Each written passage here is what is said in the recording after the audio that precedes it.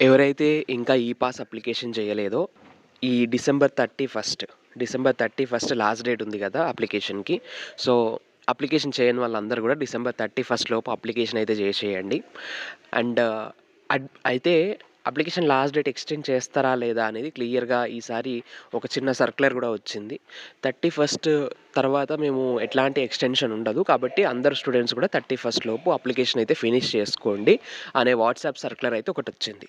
So, ఈ విషయాన్ని అట్లా ఉంచితే ఒకసారి మీరు ఎవరైతే అడ్మిషన్ డేట్స్ హాస్టల్స్‌లో ఉంటున్నారో, ఇప్పుడు Osmania university main campus, sub campus, Kakatiya university, మిగిలిన యూనివర్సిటీస్, అట్లాగే వాటి సబ్ క్యాంపస్‌లలో ఎవరైతే ఉంటున్నారో వాళ్ళు హాస్టలర్స్ ఎవరైతే ఉంటారో హాస్టల్ స్టూడెంట్స్ అంటే హాస్టల్‌లో ఉంటూ మెస్ ఫుడ్ తింటూ వాళ్ళైతే అడ్మిషన్ డేట్ ఎయ్యాల్సి ఉంటుంది అప్లికేషన్‌లో. అప్లికేషన్ చేసేటప్పుడు డేట్ ఆఫ్ అడ్మిషన్ అని ఉంటుంది. అంటే మనం ఏ డేట్‌న యూనివర్సిటీలో గానీ, సబ్ క్యాంపస్‌లో గానీ అడ్మిషన్ తీసుకున్నాము అని అడుగుతారు. సో, దానికి కొంతమంది ఏం చేస్తారు అంటే మనకు ఇది అక్నాలెడ్జ్‌మెంట్ ఉంటుంది కదా! అక్నాలెడ్జ్‌మెంట్ మీద ఉన్న డేట్ ఏస్తారు. సిపి గేట్ అక్నాలెడ్జ్‌మెంట్ మీద ఉన్న డేట్ ఏస్తారు. లేదు అంటే రిపోర్టింగ్ చేస్తారు కదా! Self reporting, offline reporting. So, offline reporting చేసిన డేట్ ఏస్తూ ఉంటారు. సో, అట్లా అయితే చేయకండి. మీ అంతట మీరు మీకు నచ్చిన డేట్ ఎయ్యకండి. అడ్మిషన్ డేట్ అనేది కరెక్ట్ ఏస్తేనే మీకు మెస్ బిల్ గానీ, మెంట్ గానీ ఫుల్ రీయింబర్స్‌మెంట్ అనేది గవర్నమెంట్ నుండి వస్తదన్నట్టు.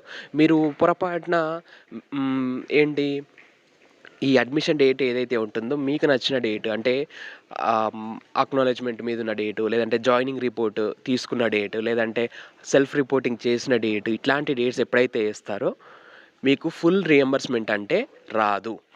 ఫుల్ రీయింబర్స్‌మెంట్ రాదు. మెస్ బిల్లులు కూడా సగం సగమే వస్తాయి గవర్నమెంట్ నుంచి రావాల్సినయి.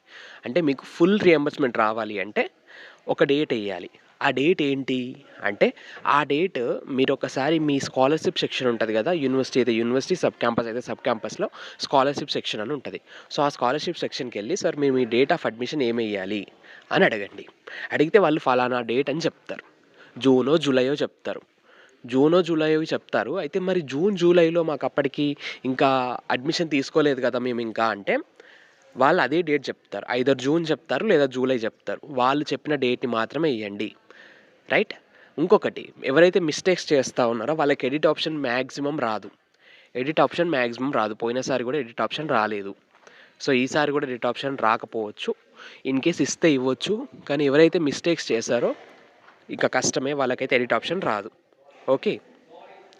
మ్యాక్సిమం ఏ స్కాలర్‌షిప్స్‌కి కూడా ఎడిట్ ఆప్షన్ అనేది ఎక్కడ కూడా నేను చూడలేదు. ఈ పాస్‌కి కూడా ఎడిట్ ఆప్షన్ రాకపోవచ్చు. కానీ ఇంతవరకు ఎవరైతే అడ్మిషన్ డేట్ తప్పుగా వేశారో ఒకసారి ఎవరైనా అడ్మిషన్ డేట్ జూన్, జూలై గాకుండా అక్నాలెడ్జ్‌మెంట్ మీద ఉన్నాయి, జాయినింగ్ రిపోర్ట్ మీద ఉన్న డేట్స్ ఎవరైనా ఏస్తే ఒకసారి స్కాలర్‌షిప్ సెక్షన్‌కెళ్ళి కనుక్కోండి. ఏ డేట్ ఎయ్యాలి అని.